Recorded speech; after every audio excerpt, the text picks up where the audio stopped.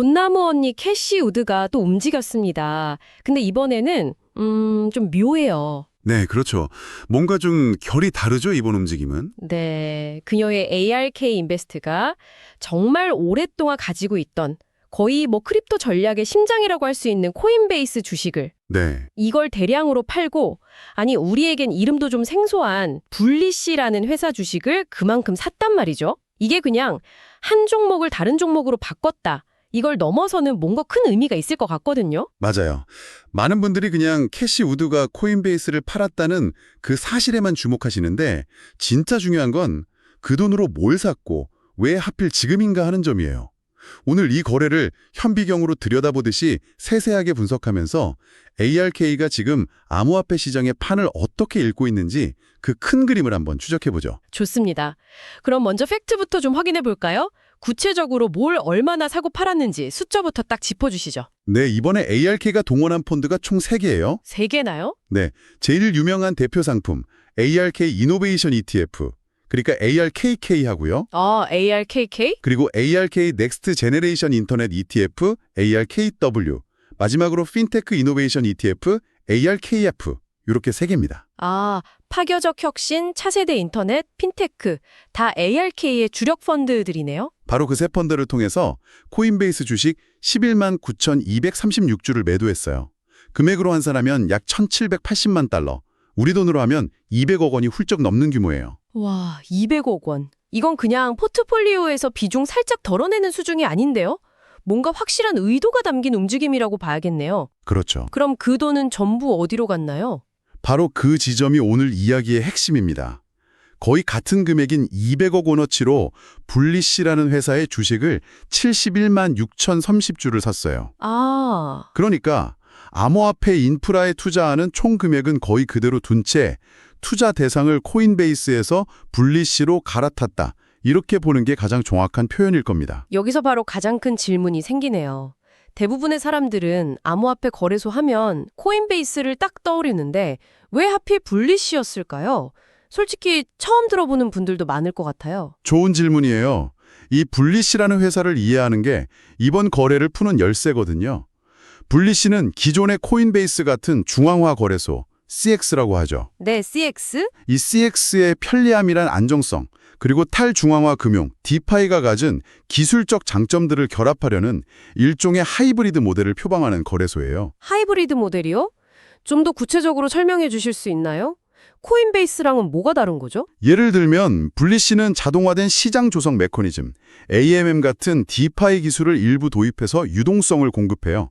그러면서도 기관 투자자들이 신뢰할 수 있는 규제 준수나 보안 같은 중앙화된 시스템의 장점은 그대로 가져가려는 거죠. 그러니까 두세 개의 장점만 쏙쏙 뽑아서 합치겠다. 이런 거네요. 맞아요. 아주 야심찬 목표를 가진 회사라고 볼 수 있죠. 그렇군요. 기존 강자인 코인베이스와는 다른 접근법을 가진 도전자다. 근데 ARK가 이 분리시라는 도전자에게 베팅하게 된 직접적인 계기가 있었을까요? 네, 있었습니다. 바로 최근에 발표된 분리시의 실적이에요. 실적이요? 네, 실적 보고서를 딱 열어보니까 매출이 시장 예상치를 확 뛰어넘는 결과가 나온 거예요. 물론 아직 순이익은 적자 상태긴 한데 투자자들은 이익보다 성장의 신호에 더 민감하게 반응하잖아요. 그렇죠. 특히 혁신 기업에 투자할 때는요. 네, 매출이 급증했다는 건 그만큼 거래량이 늘고 시장 점유율을 뺏어오고 있다는 가장 강력한 증거니까요. ARK는 바로 이 성장 모멘텀에 주목한 거로 보입니다. 하지만 한 분기 실적이 좋았다고 오랫동안 믿어온 코인베이스 비중을 줄이는 건 좀 너무 성급한 판단 아닌가요? 리스크가 커 보이는데요? 그럴 수 있죠. 그래서 코인베이스를 왜 줄였는지도 같이 봐야 돼요. 이게 코인베이스라는 회사 자체에 갑자기 큰 문제가 생겼다, 이런 건 아니고요. 그런 건 아니고요. 네, 주가 흐름하고 시장 환경 변화, 이걸 봐야 합니다. 사실 올 초부터 코인베이스 주가가 계속 좀 빌빌댔거든요. 하락세를 면치 못하고 있었어요. ARK 입장에서는 성장이 정체된 것처럼 보이는 자산의 비중을 줄이고 이제 막 폭발적인 성장세를 보여주기 시작한 자산으로 교체하는 게 포트폴리오 전체로 봤을 때 더 낫다고 판단한 거죠. 일종의 적극적인 리스크 관리 혹은 리밸런싱 차원이군요. 정확합니다. 알겠습니다. 개별 기업 차원에서는 이해가 되네요. 분리시의 성장 가능성에 베팅하고 부진한 코인베이스 비중을 줄여서 리스크를 관리했다. 그럼 이걸 좀 더 넓은 시야, 그러니까 시장 전체의 흐름이랑 연결하면 어떻게 해석할 수 있을까요? 요즘 비트코인만 봐도 와, 변동성이 장난 아니잖아요. 정확히 보셨어요. 바로 그 점이 이번 포지션 이동의 아주 중요한 배경이 됩니다.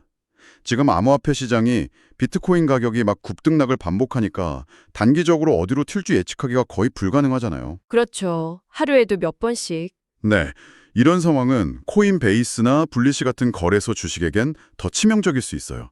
기초자산인 비트코인이 흔들리면 그 위에서 수수료 장사를 하는 거래소들의 주가는 말 그대로 롤러코스터를 타게 되거든요. 아, 그러니까 코인베이스 주식이 비트코인보다 더 오르고 더 떨어지는 일종의 레버리지 상품처럼 움직인다는 말씀이시죠? 맞아요. 변동성이 훨씬 크죠. 그래서 많은 분들이 아크가 코인베이스를 파는 걸 보니 이제 암호화폐 시장 끝났나 보다 이렇게 오해하실 수 있는데 이건 완전히 잘못된 해석이에요. 오히려 그 반대다? 네. 오히려 캐시우드는 예전에도 이렇게 시장 변동성이 커지는 구간에서 남들이 공포에 질려 던질 때 오히려 저점 매수에 나서거나 더 공격적으로 포트폴리오를 재조정하는 스타일을 보여왔어요. 그렇다면 이번 움직임은 뭐 시장이 안 좋을 거다 이런 비관적인 신호는 아니라고 봐야겠네요. 네.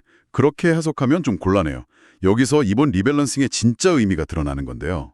아크가 이제는 코인베이스라는 딱 하나의 플랫폼 성공에 모든 걸 거는 이른바 베타 베팅을 하지 않겠다는 선언 같은 거예요. 베타 베팅이요? 그게 정확히 어떤 의미죠? 좀 생소한데. 베타 베팅이라는 건요.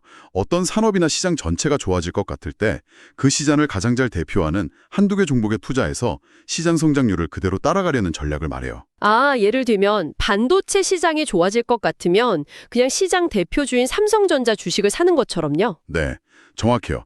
지금까지 아크에게 코인베이스가 바로 암호화폐 시장의 삼성전자 같은 존재였던 거죠. 라는 믿음에 대한 가장 대표적인 투자처가 코인베이스였는데 이제 그 전략을 바꾸기로 했다. 맞아요. 이제는 코인베이스 하나가 아니라 암호화폐 시장 인프라라는 더 넓은 영역 전체에 투자하겠다는 겁니다. 그러면서 그 안에서 시장 상황에 따라 가장 유망해 보이는 말을 계속해서 갈아타는 훨씬 더 능동적이고 유연한 전략으로 전환한 거죠. 와, 정말 흥미롭네요.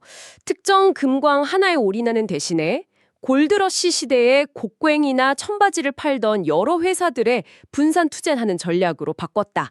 이렇게 봐도 되겠네요? 와, 완벽한 비유입니다. 누가 금을 캐든 상관없이 인프라 기업은 돈을 버니까요. 그렇죠. 암호화폐 시장의 장기적인 성장에 대한 믿음은 변치 않았지만 그 성장 과실을 따먹는 방식을 더욱 정교하게 다듬었다. 이렇게 볼 수 있습니다. 자, 그럼 이 모든 분석을 종합해봤을 때 우리 같은 개인 투자자들은 이 소식에서 어떤 교훈을 얻어야 할까요? 그냥 캐시우드 따라 블리시 사자. 이건 아닐 거 아니에요? 그럼요. 절대 그러면 안 되죠. 큰일 나요. 대신에 우리는 이 사례를 통해 한 3가지 정도 중요한 투자 원칙을 되새겨 볼 수 있을 것 같아요. 네, 3가지. 뭘까요? 첫째는 플랫폼을 분산해야 한다는 중요성이에요. 플랫폼 분산이요? 네.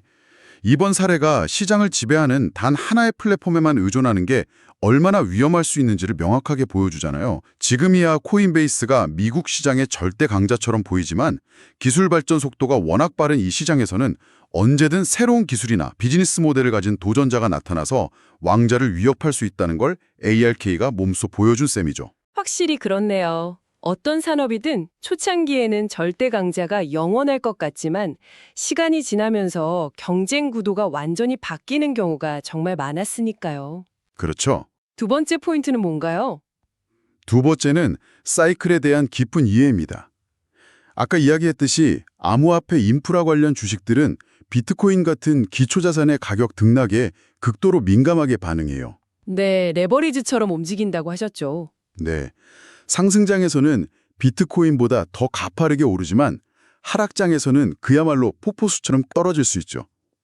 ARK는 이번에 주가가 부진한 코인베이스 비중을 줄임으로써 이런 변동성 사이클에 무조건 존버하는 것만이 능사가 아니라는 걸 보여준 거예요. 아, 때로는 적극적인 비중 조절을 통해 리스크를 관리하는 지혜가 필요하다? 바로 그거죠.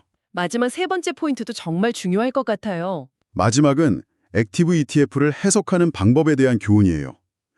ARK의 펀드처럼 운용자가 시장 상황에 따라 적극적으로 종목을 교체하는 액티브 ETF의 매매 내역은요, 단순한 종목 리스트가 아니에요. 그들의 투자 철학과 논리가 어떻게 진화하는지를 보여주는 생생한 리포트와 같습니다. 아, 결국 ARK의 포트폴리오를 볼 땐 단순히 어떤 종목을 샀네 하고 끝나는 게 아니라 왜 이 시점에 저걸 팔고 이걸 샀을까? 그들의 스토리를 읽어내야 한다는 거군요. 바로 그거예요. 이번 사례를 통해서 우리는 ARK가 크립토 인프라라는 큰 테마는 굳건히 유지하되 그 안에서 리스크 대비 기대 수익이 더 높다고 판단되는 자산으로 말을 갈아타고 있다는 전략 변화를 읽어낼 수 있었죠. 정말 그렇네요. 오늘 이야기를 정리해보면 이번 ARK의 포지션 변경은 단순히 한 종목을 다른 종목으로 바꾼 것을 넘어서서 변동성이 극심한 암호화폐 시장에서 어떻게 하면 더 현명하게 인프라에 투자할 수 있을지에 대한 아주 흥미로운 투자 사례를 우리에게 보여준 셈입니다. 시장의 장기적인 성장은 믿지만 그 과정에서 나타나는 위험은 영리하게 관리하겠다는 의지가 엿보이네요. 맞습니다. 그리고 이 모든 이야기를 듣고 나서 우리가 스스로한테 한번 질문을 던져볼 만한 게 있어요. 오, 뭘까요? 지금 우리 눈앞에서 시장을 지배하고 있는 이 플랫폼들, 과연 5년 혹은 10년 뒤에도 여전히 그 자리를 지키고 있을까요? 어쩌면 ARK의 이번 이 작은 움직임은요, 바로 그 미래의 가능성의 베팅을 분산하기 시작했다는 거대한 변화의 첫 신호탄일지도 모릅니다. 오늘 이야기가 여러분의 투자 시야를 한 뼘 더 넓히는 데 도움이 되었기를 바랍니다. 시청해주셔서 감사합니다.